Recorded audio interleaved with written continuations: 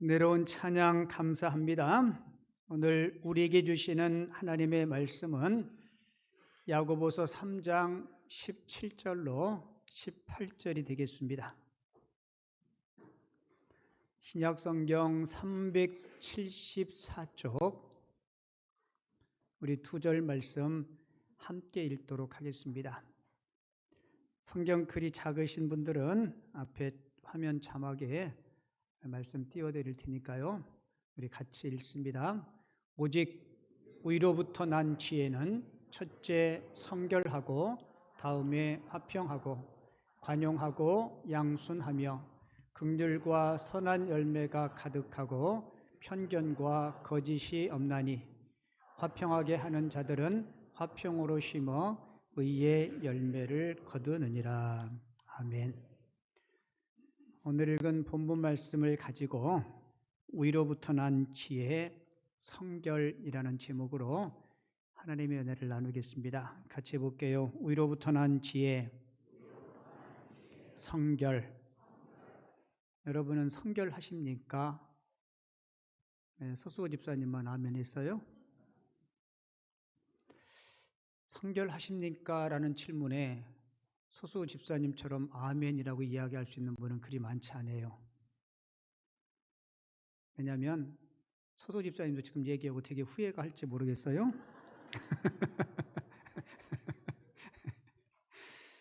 제 스스로에게도 물어보면 과연 내가 주님이 기대하는 기대치만큼 성결할까? 이렇게 생각해 보면 자신 있게 예라고 얘기하는 것이 사실은 주저가 돼요. 근데 이 질문을 조금 바꿔서 여러분은 성결하기를 원하십니까? 라고 물으면 우리는 자신 있게 아멘이라고 이야기할 수 있을 거예요. 다시 한번 여쭤볼게요. 여러분은 성결하기를 원하시죠? 예, 저도 아멘이고 우리 모두가 그렇게 생각하고 또 꿈꾸고 있어요. 그래서 오늘은 하늘의 위로부터 내려온 지혜, 이 성결에 관해서 같이 말씀을 좀 나누려고 합니다. 전에 한번 여러분들에게 소개해드린 내용인데요. 오늘 말씀과 좀 연관이 있어서 다시 한번 소개해드릴게요. 영국에서 그 비속어 있죠. 이 비속어로 그 야비한 사람, 야비한 놈을 지칭할 때 톰 같은 놈이라고 그렇게 한다 그래요. 근데 유래가 있는데요. 11세기에 영국의 그 코벤트리 지역의 한 영주가 과도한 세금 때문에 힘들어하고 어려워하는 농부들에게 세금을 더 올리겠다고 이야기합니다. 그 내용을 알고 있는 이 영주의 부인이었던 고다이바가 자기 남편에게 여보, 지금 그러지 않아도 세금 때문에 힘들어하는데 여기다 세금을 더 올리면 농부들이 어떻게 사냐고 세금을 좀 제발 올리지 말라고 신랑에게 간청을 해요.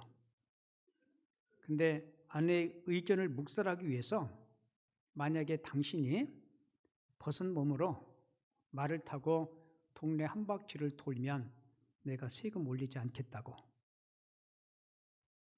되지도 않는 이야기죠, 그죠? 근데 그 이야기를 듣고 고다이바가 그렇게 하겠다고 얘기합니다.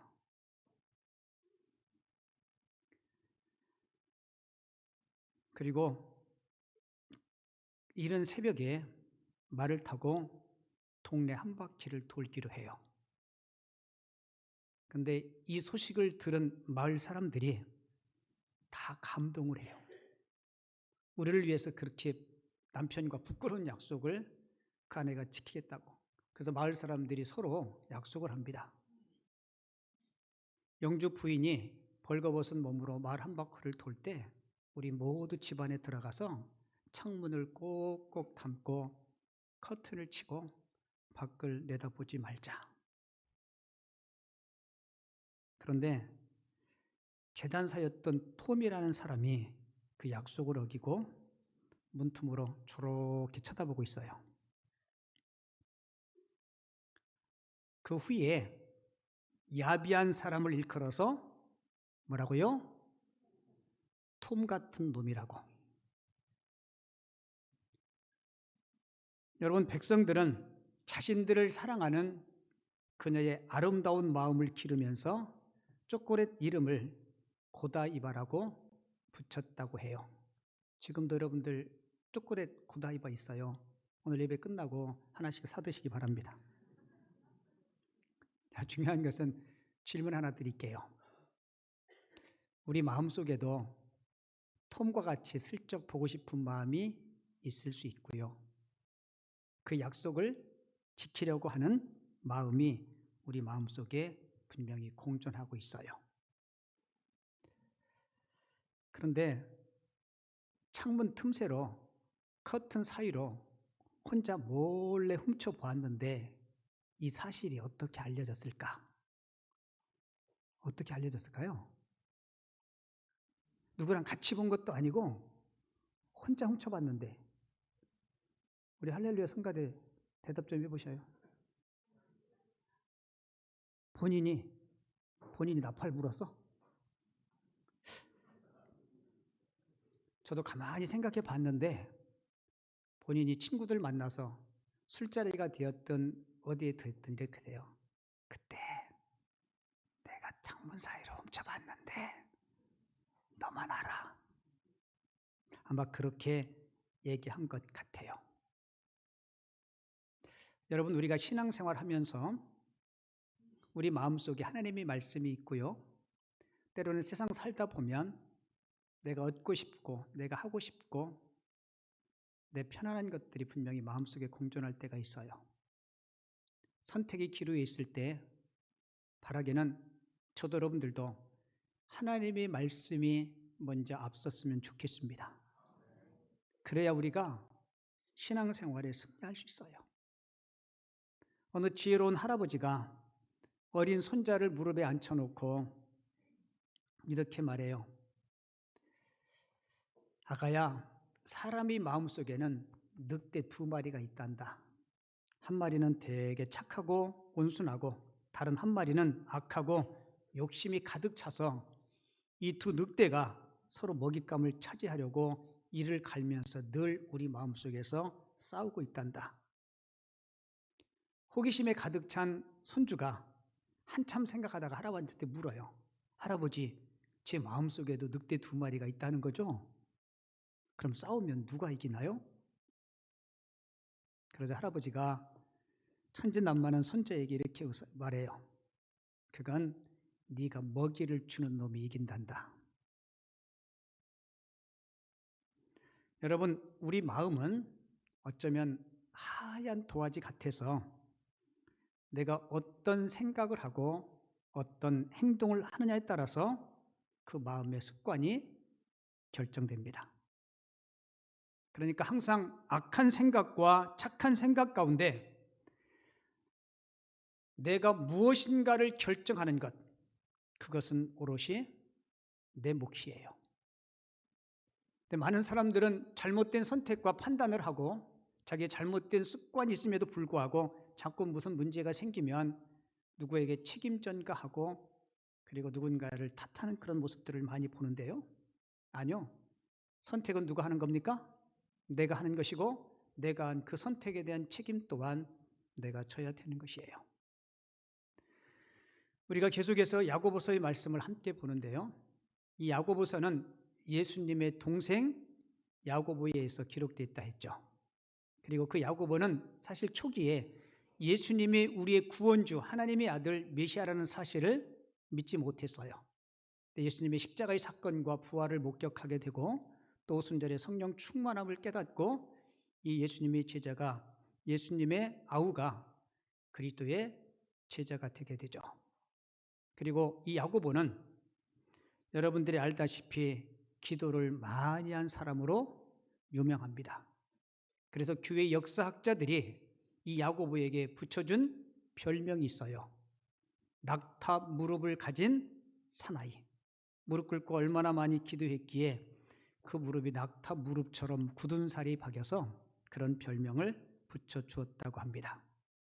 그리고 기도를 통해서 지혜를 얻은 이 야고보가 예루살렘 교회의 훌륭한 지도자가 되고요. 그리고 모든 사람들에게 존경받는 아름다운 리더십을 발휘하는 사람이 되게 돼요. 그리고 이 야고보가 기록한 야고보서를 통해서 저와 여러분들에게 지혜의 사람이 되기를 원하면 하나님 앞에 지혜를 구하라는 교훈을 주죠. 야고보서 1장 5절 우리 여러 번 같이 읽었는데 같이 한번 읽어볼게요. 시작. 너희 중에 누구든지 지혜가 부족하거든 모든 사람에게 후히 주시고 꾸짖지 아니하시는 하나님께 구하라. 고티는 생략했는데 역시 탁월해요. 그리하면 주시리라. 뭐 하면요? 구하면.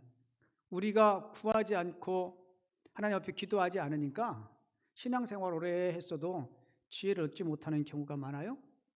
오늘 함께 읽은 오늘 본문에도 땅의 지혜와 하늘로부터 온 지혜에 대한 교훈을 주는데요. 야고보서 3장 14절 15절에 보면 이 땅의 지혜를 이렇게 소개해요. 너희 마음속에 독한 뭐요? 시기와 다툼이 있으면 누군가에 대한 미움, 증오 이런 것은 하나님이 주신 지혜가 아니라는 거예요. 이러한 지혜는 위로부터 내려온 것이 아니요 뭐라 얘기해요? 땅의 것이라고 그렇게 소개하고 있죠. 자, 그러면 하나님께서 우리에게 주시는 하늘의 지혜는 어떤 것이 있는가? 야고보서 3장 17절에 보면 위로부터 하늘로부터 난 지혜는 첫째 뭐예요? 성결, 둘째는 화평, 관용, 양순, 긍휼, 선한 열매가 가득하고 편견이 없고 거짓이 없는 것. 이런 것들이 위로부터 하늘로부터 내려온 지혜라고 이야기해요. 자, 첫째는 성결하고 성결부터 시작해서 8가지를 쭉 나열하고 있습니다.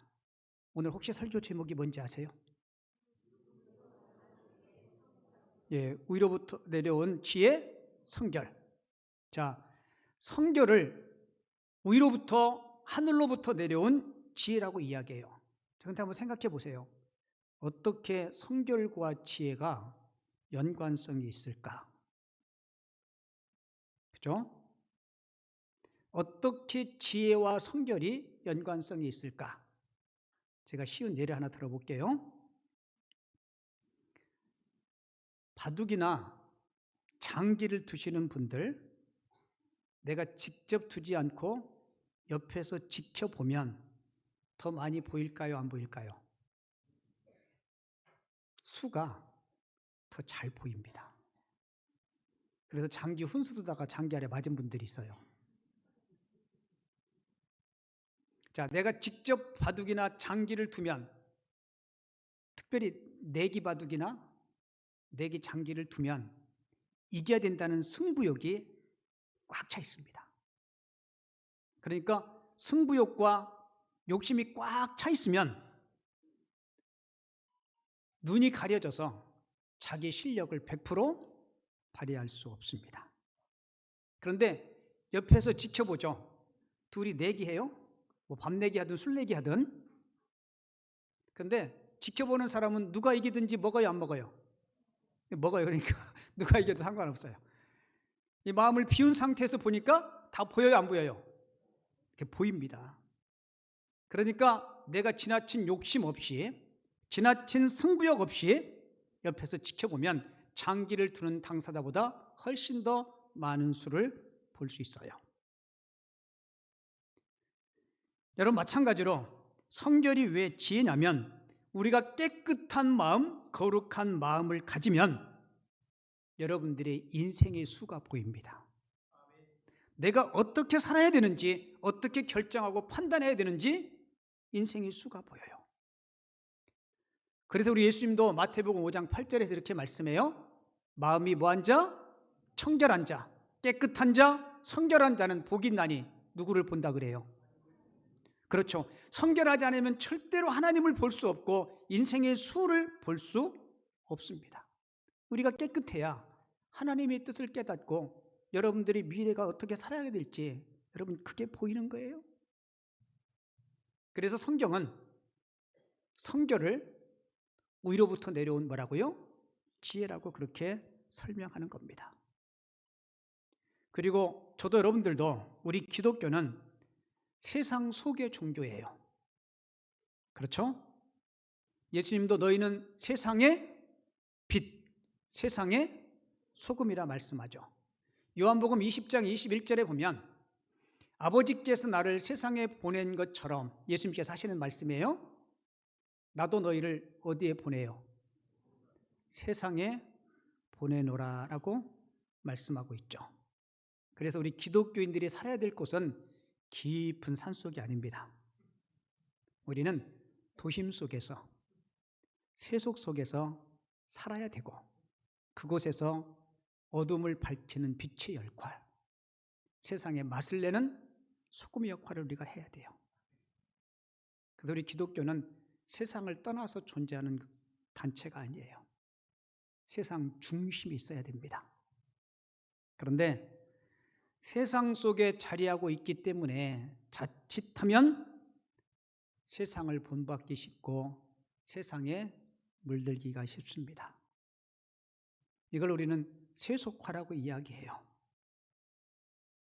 우리가 자칫 정신 똑바로 차리지 않으면 세상을 그리스도의 복음으로 물들이는 것이 아니고 세상에 우리가 물들 수 있어요. 그래서 우리가 매 주일마다 세상에 물들지 않고 복음으로 세상을 물들게 하기 위해서 기도하고 훈련하고 무장하고 주의 말씀을 듣는 줄을 믿습니다. 우리가 세상을 말씀으로 복음으로 변화시키지 못하면 우리가 변질당할 염려가 있기 때문에 그래요. 여러분 꼭 기억하세요. 우리의 영적인 전쟁 제1과제는 우리가 세상 속에 있으면서 세상에 물들지 않는 거룩성과 성결을 지키는 것임을 여러분들이 꼭 기억하시기 바랍니다. 지난 8월 23일에 독일에서 자기주도 결정법이라는 법이 통과되었어요. 자기주도 결정법은 자신이 법적인 성별을 스스로 결정하는 법입니다. 자기주도 결정법, 이게 뭐라고요? 자신의 법적인 성별을 스스로 결정하는 법이에요. 제가 저걸 딱 보면서 그래도 안심되는 게, 대한민국은 저 법이 통과되기는 힘들겠다. 왜냐하면 군대 가기 다 싫으면 뭐예요? 다 여자 하겠다고 그럴 거 아니에요. 실제로 독일에서는 자신의 성별을 스스로 결정하는데요. 내 성별을 어떤 생물학적인 성이 아니라 내 생각으로 그걸 결정하는 거예요. 쉬운 말로 이야기하면 읍사무소나 동사무소에 가서 서류란에 어떤 호르몬 치료나 성기를 제거하지 않고 자기가 자기 성별을 결정하는 거예요. 그 칸에는 이렇게 적혀 있다 그럽니다. 남성, 여성, 세 번째가 뭐예요? 다양, 네 번째는 기재안함. 이렇게 넷 중에 하나만 고르면 돼요. 그럼 법적으로 자기 성이 결정되는 거예요. 그리고 만 10세 이하는 부모님의 동의가 있으면 결정을 할 수 있다고 합니다. 그리고 더 큰 문제는 1년 뒤에 법적인 성별이 남자인데 다시 여자로 바꾸고 싶으면 가서 다시 바꿀 수 있는 길이 열렸대요. 자, 생물학적인 성이 아니라 사회학적인 성별을 하나 더 만들어준 거예요. 그리고 남자도 하고 싶고 여자도 하고 싶고 동성애도 하고 싶고 그럼 어디다 체크하면 돼요? 참 다양하네요. 그죠? 여러분, 이 법은 하나님의 창조의 질서를 파괴하는 대단히 사악한 법이에요. 근데 우리가 알다시피 여러분, 독일이 어느 나라예요? 독일이 종교개혁을 일으킨 나라입니다. 16세기, 17세기 경건운동을 주도한 나라였어요. 하나님을 잘 섬기고 하나님을 귀히 여겼던 나라였어요. 그런데 18세기 자유주의 신학이 태동하면서 그때부터 하나님의 말씀과 점점 멀어지기 시작합니다. 자유주의 신학은 쉽게 이야기하면 하나님의 말씀 속에 내가 이성적으로 합리적으로 이해되는 부분만 수용하겠다는 거예요. 여러분, 성경은 이해의 대상이 아니고 믿음의 대상입니다. 그리고 성경에 있는 초이성적인 것, 그리고 부활이나 어떤 기적, 그 사실을 다 빼면 성경은 껍데기밖에 남지 않을 거예요. 그러니까 종교개혁을 일으켰던 그 나라가 지금 이 지경까지 오게 된 것입니다. 여러분, 하나님은 그런 교회와 그런 나라들을 절대로 사용하지 않으세요. 자, 우리가 성경의 역사를 보면 하나님은 하나님이 일을 하실 때 하나님 단독으로도 하시지만 보편적으로 하나님은 사람들을 통해서 하나님의 일을 하십니다. 아브라함을 통해서, 모세를 통해서, 요셉을 통해서, 다윗을 통해서, 주님의 제자들을 통해서, 그리고 이 시대에 저와 여러분들을 통해서 하나님께서 일하시기를 원하십니다.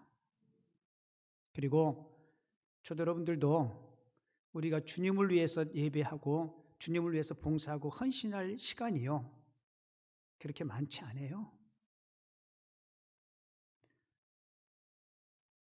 올해 시작한 지도 엊그제 같은데 벌써 연말이 됐잖아요. 그죠?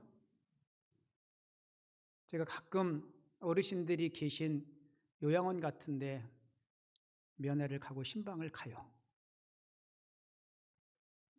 때로는 이렇게 막 안타까운 마음도 들고 측은한 마음도 들고, 근데 제 한껏에 어떤 생각이 드는지 알아요? 다음은 누구 차례예요? 다음은 나 차례구나. 우리 여러분 어쩔 수 없어요. 연세가 들면 누군가의 도움이 없이는 연명할 수 없는 그런 때가 옵니다. 여러분, 그때가 그리 멀지 않아요. 제가 여러분들에게 자주 이야기하죠. 제가 이 자리에서 여러분들에게 설교하고 김포 남현교회를 섬길 수 있는 것, 내가 잘나고 탁월해서가 아니에요. 저 없이도 저보다 능력 많고 설교 잘하고 똑똑한 사람들, 대한민국의 목사들 많습니다. 그럼에도 하나님께서 저를 김포 남현교회 담임 목사로 섬기라고 이 자리에 세워주신 것, 얼마나 감사한지 몰라요.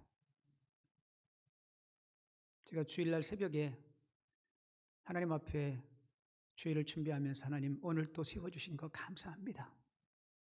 얼마 동안 언제까지 하나님께서 저를 사용하실지는 모르겠지만 주님 쓰임 받을 동안 제가 충성하고 감사하겠습니다. 여러분, 우리 할렐루야 성가대원들도 계시고 교사도 계시고 차량 봉사하는 분들도 계시고 다 계셔요. 어느 순간 그 자리에 내가 설 수 없는 때가 옵니다. 와요 안 와요? 와요. 여러분들, 내가 주님을 위해서 예배를 하든 봉사를 하든 섬김을 하든 내가 그 자리에 섬길 수 있음에 여러분들 꼭 감사할 수 있으기를 바랍니다. 나 없으면 그 일 못한다고요? 같이 해볼게요. 천만의 말씀. 그죠? 하나님의 일은 나 없이도 하십니다. 그런데 내가 그 하나님이 거룩한 사역에 그 시대에 그 장소에서 여러분 쓰임받을 수 있음에 감사하시기 바랍니다. 근데 하나님께서 사람을 쓰실 때 예쁘고 잘나고 똑똑하고 공부 많이 하고 돈 많고, 아니요, 하나님의 기준은 딱 하나예요. 뭔지 알아요? 하나님은 성결한 사람, 깨끗한 사람을 쓰십니다.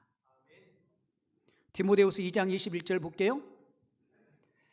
그러므로 누구든지 이런 것에서 자기를 뭐하면, 깨끗하면, 더 정확히 이야기하면 깨끗하려고 애쓰고 성결하려고 노력하는 자들, 누구든지 이런 것에서 자기를 깨끗하게 하면 귀에 쓰는 그릇이 되어 거룩하고 주인의 쓰심에 합당하며 모든 선한 일에 준비함이 되리라. 하나님은 과거나 지금이나 하나님은 하나님 편에 선 자, 성결한 자, 거룩한 자를 하나님께서 쓰실 줄을 믿습니다. 여러분들이 이 거룩은요, 여러분들이 가정에서, 여러분들의 삶의 현장에서 나타나야 돼요. 교회에서 성도들 예배 드릴 때 보면요, 다 천사야. 옆 사람 보세요. 천사죠. 날개만 없어서 그렇죠? 다 천사야. 근데 어디서 놀라냐면 가끔 제가 운전하러 가다가 우리 성도를 보면요, 깜짝 놀랄 때가 있어요. 저는 모르고 그냥 지나치는데요, 어떤 분은 저를 못 본 것 같아요. 그분이 나만 본 줄 알고 싹 하는데요. 제가 눈이 4개예요. 그 목사잖아요. 눈목자, 넉사자. 놀래가지고 담뱃불을 끄지도 않고 주머니에다 넣어가지고 그걸 끄고 넣어야지. 얼마나 당황했으면 그랬겠어요. 그죠? 저는 그냥 모르는 척 하는데 괜찮아요. 여러분 뭐 담배 피다고 지옥 가는 건 아니에요. 그런데 여러분들의 행실이 누군가에게 예수 믿는 사람처럼 예수의 향기 바랄 수 있어야 돼요. 제가 아는 집사님 한 분이요. 지금은 장로님 되셨는데 제가 그 집에 직접 가서 전도해서 예수 믿은 사람이에요. 그분은 지금도 저한테 목사님이 되게 고맙다고 이야기해요. 그분이 예수 믿기로 예수를 나의 구주로 영접하고 교회 딱 나온 그 다음 날 출근하고 사무실에서 같이 근무하는 사람들에게 이렇게 이야기했대요. 제가요 지난주부터 교회 나갔어요. 교회 나가보니까 예배가 주일날만 있는 게 아니고 수요일날도 있다고.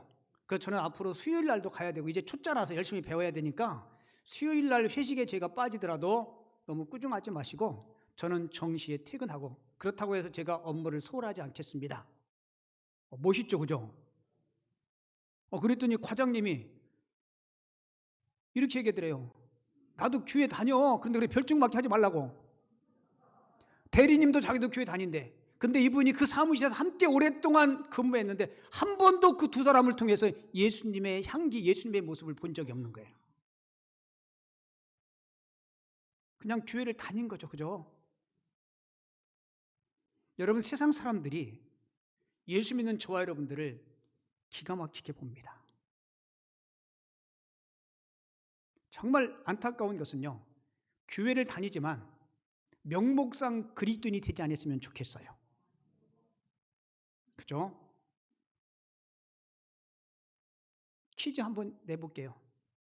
닭을 잡을 때는 어디 잡아요? 그건 닭을 죽일 때 잡는 거고 닭을 잡을 때는 모가지는 비틀은 거고 토끼는요. 사람을 잡으려면요. 저 사람을 내 사람 만들려면 그 마음은 어떻게 잡아요? 예? 여러분은 예수님께 여러분들은 마음을 잡혔나요? 예수님에게 여러분들 사로잡혔나요? 안 잡혔나요? 주님은 우리를 어떻게 사로잡았어요? 맞아요. 사랑과 희생과 봉사로 주님은 우리를 사로잡았어요. 그래서 우리 주님 사랑해요, 안 해요? 사랑하죠. 내가 예수 믿는다면 예수님이 우리를 사로잡았던 것처럼 우리는 섬김으로 사랑으로 그 사람들을 사로잡아야 돼요. 근데 그게 없이 입으로만 백날 찬송 불러보세요. 그 사람들이 마음속에 감흥이 오르는지. 제가 실제로 그 현장에 가봤는데요. 어느 장로님이 중소기업 하는데 직원이 한 30명 돼요. 근데 한 달에 한 번씩 월요일 날 아침에 예배해요. 직원들 다 불러 모아놓고 의무예요. 근데 9시에 업무 시작하는데 8시 반까지 와서 예배 드리자. 그러면 직원들이 짜증내겠죠. 싫어하죠. 그죠? 그래서 9시부터 업무 시간에 해요. 저는 그 이야기 듣고 야, 참 장로님 대단하시다. 제가 가서 설교해달라고 그래서 몇 번 갔어요. 갔는데 직원들은 여러분들처럼 저렇게 막 똘망똘망한 눈으로 저를 바라보지 않고요. 귓구멍 쑤시고 콧구멍 쑤시고 딴전 피우고 뭐 설교를 들을 자세가 태도가 되어 있지 않아요. 그래도 그분들에게 어떻게 말씀을 전해야 되는데 근데 거기 갔더니 그분 말로는 예배를 한 5년, 10년 가까이 그렇게 드렸대요. 그리고 찬송가는 하나만 불러요. 아골골짝 핀들에도 어디든지 가오리다. 근데 생각으로 이분들하고 안 맞는 얘기인데 근데 계속 그것만 불러서 알긴 알더라고요. 근데 제가 그 이후에 우리 교회 청년 하나가 그 회사에 입사했어요. 그리고 얼마 다니지 못하고 퇴사했어요.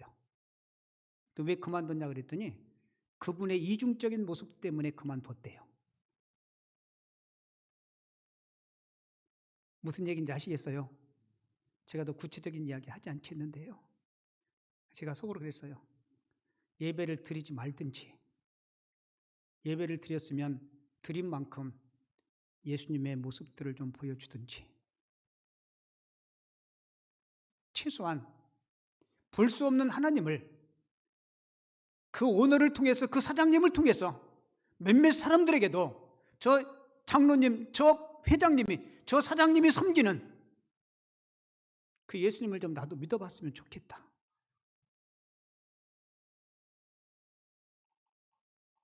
근데 그렇지 않고 한 달에 한 번씩 모여서 예배를 하면 마지못해서 얼마나 그 시간이 지겹고 역겹겠어요.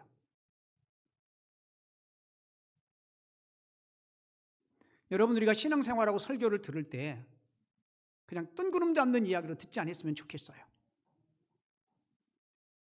내가 정말 성결하다고 자신 있게 얘기할 수는 없지만 그래도 오늘 말씀 들었으면 내가 버릴 것 버리고 끊을 것 끊고 힘들지만 우리 주님께서 원하시는 그런 아름다운 신학의 자리로 한 걸음 더 나갈 수 있는 저와 여러분들 됐으면 좋겠습니다. 요한계시록, 성경의 맨 마지막 책 요한계시록을 보면 2장과 3장에 소아시아 7교회가 나와요. 우리 주님께서 그들에게 편지를 보냅니다. 여러분, 7교회 가운데 2교회만 칭찬받아요. 꾸중이 없이 2교회만 칭찬받아요. 물론 5교회도 칭찬도 있고 권면도 받고 있지만 5교회는 다 꾸중받아요. 꾸중의 내용이 뭔지 알아요? 맨 마지막 라우디게아 교회 편지하면서 주님이 이렇게 말씀해요. 차라리 내가 너희를 토해냈으면 좋겠다. 여러분, 그 표현이 너무 역겹다는 거 아니에요? 토해냈으면 좋겠다. 이건 예수 믿는 것도 아니고 안 믿는 것도 아니고 믿은 척하면서 주님의 얼굴에 먹칠하고 주님의 의를 드러내지 못하는 너희들을 내가 토해냈으면 좋겠다. 그래서 계속 강조하는 게 뭔지 알아요? 돌이키라, 돌이키라, 회개하라. 여러분, 주님은 늘 우리에게 기회를 주십니다. 바라기는 저도 여러분들도 하나님의 말씀의 거울 앞에 우리 자신을 냉철하게 비춰볼 수 있는 하나님의 사람들 꼭 될 수 있기를 바랍니다. 1904년도, 1905년도에 영국 웨일즈에서 신앙의 대각성운동이 일어나요. 그 웨일즈의 신앙의 대각성운동의 특징은요, 어떤 특별한 연령층에만 한정돼서 한 것이 아니고 모든 연령을 광범위하게 이 부흥운동이 일어났다는 거예요. 그리고 신문 기록에 의하면 약 6개월이라는 짧은 기간 동안에 예수 믿기로 회심한 자의 회심자 수가 10만 명에 육박했다는 겁니다. 여기서 회심자는요, 예수 안 믿는 불신자도 포함되지만 교회를 다녔지만 진정으로 거듭남이 없는 사람들, 그리고 술 소비량이 6%대로 줄어들었대요. 더 놀라운 것은 감옥에 수감되어 있는 자들이 40%나 줄었답니다. 그리고 그 당시에 성경을 출판했던 웨일즈 바이블이라는 성경 출판회사 성경책이 동일할 정도로 많이 성경이 팔렸고 말씀을 그렇게 읽었대요. 그리고 또 재밌는 기사는요, 탄광에서 일하는 광부들 있죠. 이 광부들이 말이 굉장히 거칠었는데 이 성령의 부흥을 경험하고 이 말과 언어가 순해진 거예요. 그래서 그 당시 조랑말들이 석탄을 캐면 실어 날랐는데 이 조랑말들이 성령의 부흥을 체험하고 말이 순해진 이 광부들의 말을 못 알아들었대요. 무슨 얘기인지 아시겠어요? 계속 거친 말만 듣다가 순한 말로 이야기하니까 이게 뭔 말인지, 그래서 조랑말들이 자리에서 멈춰 섰다고 합니다. 여러분, 우리가 하나님 앞에 돌아서기만 하면, 주님의 성결을 담기를 원하기만 하면 하나님께서 일하실 줄을 믿습니다. 그리고 우리가 성결해야 하나님의 복을 받을 수 있어요. 여러분, 복 받기 원하죠? 한 예만 듣고 설교 마칠게요.